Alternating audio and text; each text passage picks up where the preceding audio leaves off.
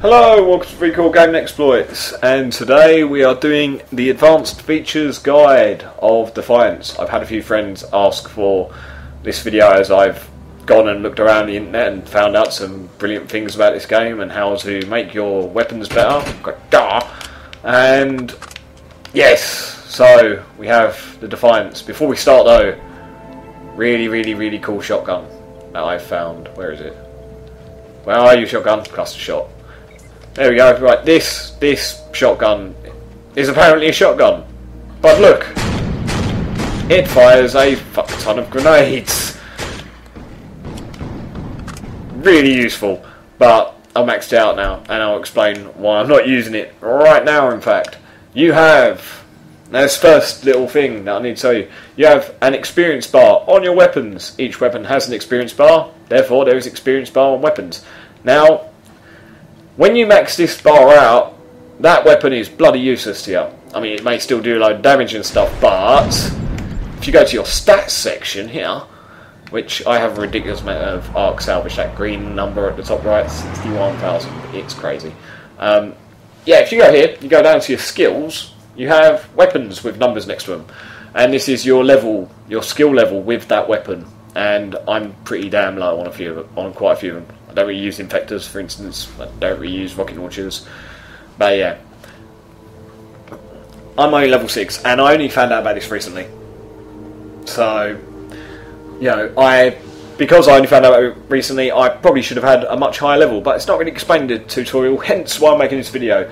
But each time you max out that bar on each weapon, that means that you can't gain any more experience on that weapon type. So you need to swap out your current assault rifle or whatever weapon you're using with a new one to be able to gain more experience and gain more levels on this skill tree here, or tree bar, and that will give you, like, you know, bonuses, random bonuses. Each time you get a level, you get a new bonus on your weapons, and obviously the more bonuses you get, the more effective that weapon is. I mean, I've got quicker reload, higher crit multiplier, lower recoil, and much greater melee damage with my assault rifles because of it.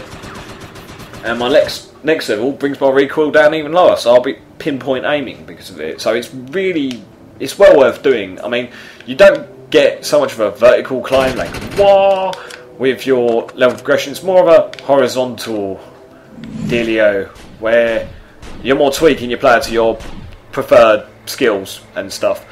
But the more you tweak your character, the better you are, and the more effective you'll be using him. Also, whilst I am here, we have weapon synergy. Now this is it's going to be a big player later on in the game. I haven't actually tinkered with it because it's a bastard to do.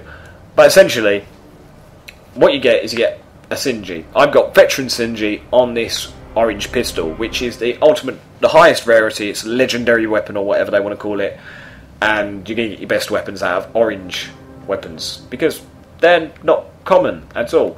And essentially, Synergy Veteran gives me a nice little bonus. This is plus 10 rate of fire for 2 seconds after a full reload. So it's a minor thing, but it makes a difference. Now, it has a number 2 next to it. I don't know if you can see it, but it'll have a number in brackets next to that description. That means that I need 2 mods to make this Synergy thing activate. So it's not on at the moment at all. But it will be when I get 2 mods for this gun that have the same synergy. Has to be the same, so it's a veteran 1 pistol. So you can see why this is a bit of a git to get, because I need to not only try and find a randomised mod with the same synergy to have a veteran one. I'm not sure how many different types of synergy there is, but I also need to get it for the right type of weapon. So if I get an assault rifle mod with the same synergy, it's not going to work. If I get a pistol mod with a survival synergy or whatever they want to call it, one that's not veteran, then it ain't going to do me any good either. So you can see how difficult this could be, but that's how you can get your best weapon. And on top of this, we're holding this left trigger button on the Xbox, bring up your Wheel of Fortune in here, which has all your nice little things like the Defiance store, where we can buy loads of cool stuff like outfits and stuff if you are so inclined to use microtransactions. But I mean, these outfits are pretty damn cool compared to some stuff you get in the game.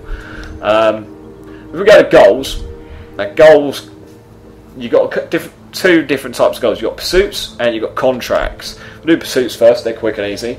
Now, there's two different slots of them now. There's episodic ones, so they tie in with the TV show if you're watching that. So keep an eye out for those. They give you like different bonuses.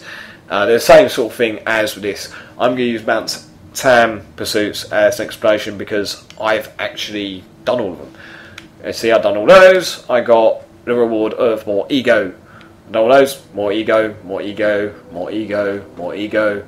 I've done all of them, and I got a new title, new Freedom Hero, and I got a new outfit, which is the one I'm currently wearing, minus the weird colander-shaped helmet.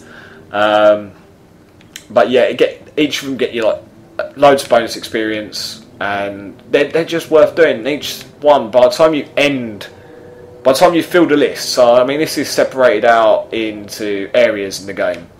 And once you do complete each area's pursuits, you get a new outfit. So it's well worth doing, for, if not for the experience, then for the outfits you get. Because then like someone will be like, oh, where'd you get that from? I've done loads of stuff for it. You won't have it for weeks, and by the time you have one, I have a new one. Yay! Because we all like showing off. Also, contracts. This is really important. So pay the fucking attention to this. Seriously. Right, so you got your different factions. Now you might recognise some of these names. Top Notch Toolworks, Selector Enterprises, which is that little furry dude. Von Bach, that bald prat. I don't like him, he's a penis. Paradise Territory and Echelon, which I believe is tied into the multiplayer. Yes, it is. Right, so these contracts, I'll use Selector as a explanation because I'm nearby one of their vendors right now. You do these contracts, and if you take note of that icon next to Selector Enterprises there in the menu on the right, you'll see collect 20 mineral pouches from Matox at mines. So it's 21 hours, 43 minutes. So there's a time limit going on with these until they refresh and replace them with new ones. And basically, when you do them, you'll add to your reputation with that faction. Right? Which is... why do you want reputation faction? I mean, I didn't know for the longest time and I didn't bother doing it, and I wish I had, because it would have helped me out a lot. Now this has the same icon. I mean, it's the same... Oh wait, this is an Echelon vendor, so I was wrong. This is doing multiplayer stuff. So if I have no reputation with Echelon whatsoever. Zero. Nothing. If I did, then I'd be able to buy one of these things, because you've got a number next to the script with the Echelon logo on it. So that means that I need Echelon reputation to be able to buy anything from these guys.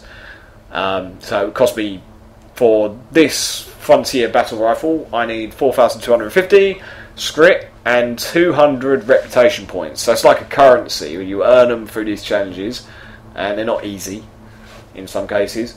And that will get me this lovely gun, which is pretty badass, to be fair. So that's how you can get your best guns.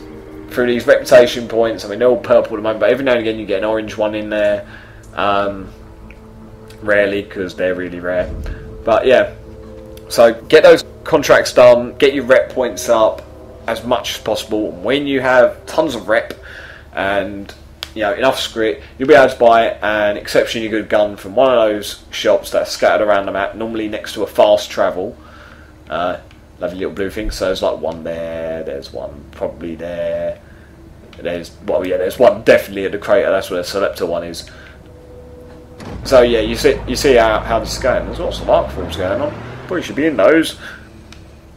So they're quite easy to find, really.